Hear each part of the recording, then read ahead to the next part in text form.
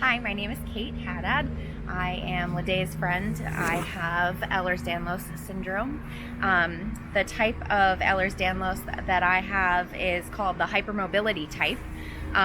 When I was diagnosed, there were 6 different types, and it was known as type 3. Now there are 13 different types. So I have hypermobility type of Ehlers-Danlos syndrome. I found out that I had it because I was having some serious health issues. I had health issues growing up that didn't seem like they were connected or related. I had a lot of bone fractures, a lot of sprains, dislocations, joint pain, things like that. And it seemed like it wasn't related because it was like about a lot of different bodily systems.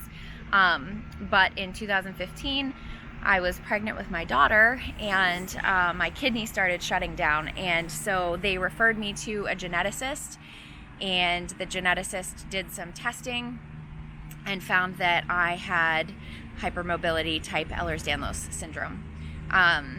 It is genetic. It's a genetic connective tissue disorder, which is what makes it so tricky. It affects the connective tissue of your body, and connective tissue is found just about everywhere in your body. So if the connective tissue is not functioning properly, it can affect a lot of different systems in your body, your cardiovascular system, your skin, your joints, muscles, your brain. So it can seem like you have a whole host of different health issues when in reality it's just the connective tissue spread throughout your body that is malfunctioning. It was diagnosed by a geneticist in Boston. He did a physical exam to find different markers, like if you can bend your thumbs all the way back down to your wrist, if your joints are hypermobile, if you can stretch your skin out, which my skin is extremely stretchy. There's just different types of physical exam findings that point to Ehlers-Danlos syndrome, and are very common among people with hypermobility type specifically. So there are 13 different types of Ehlers-Danlos syndrome. The type that I have currently is not one of the types that they have done the gene mapping for. They have the known genetic markers for many of the other types.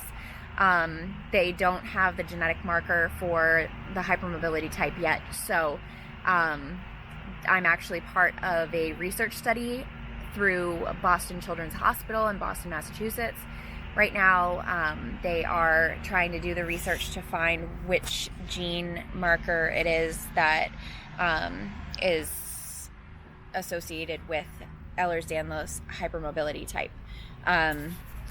So hopefully by the time that they test my kids, we will be able to just do a quick blood test and test for that genetic marker instead of going through everything that I had to go through. But for now, it's physical exam findings that they use for this specific type.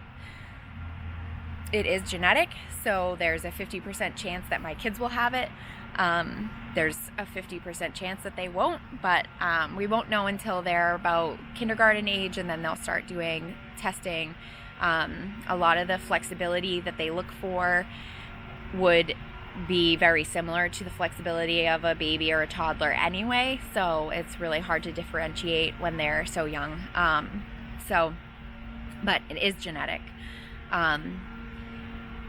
It's a very difficult disease to live with because you never know when you're going to have a pain flare up. You never know when you're going to catch a virus or something that's going to put you out of commission very quickly.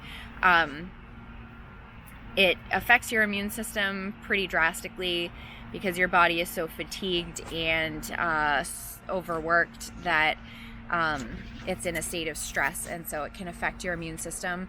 So it's pretty easy to get whatever colds are going around, things like that. It's not The type that I have is not the most difficult type to live with, absolutely. I am very blessed to have what they call the easy type of Ehlers-Danlos. It's the easy one to live with. There are different types. The vascular type, for example, your aorta can just rupture. You can have an aortic aneurysm and then you just die. So that's definitely one of the scarier ones to live with, and you really have to be careful not to